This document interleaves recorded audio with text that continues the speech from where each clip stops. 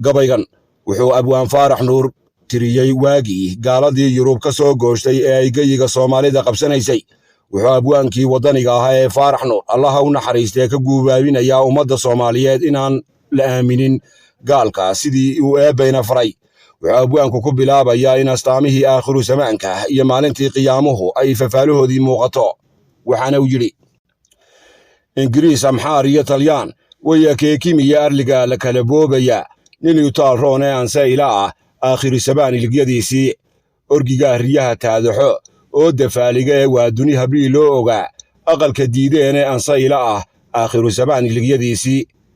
waa duni la kala iibsado nala ogeysiine waa duni akhyaartii go'day oo aaran soo hadhaye waa duni ninkaad aamintaa kuu abees yahaye anse ila ah aakhiru zamaan ilgyadiisii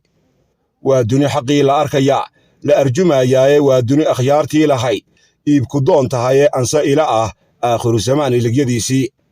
afka iyo adduunka hadlo oodan sadarkiiye ninka gacanta midigoodan tahay laga irroonaaye anse ila ah aakhiru zamaan ilgyadiisii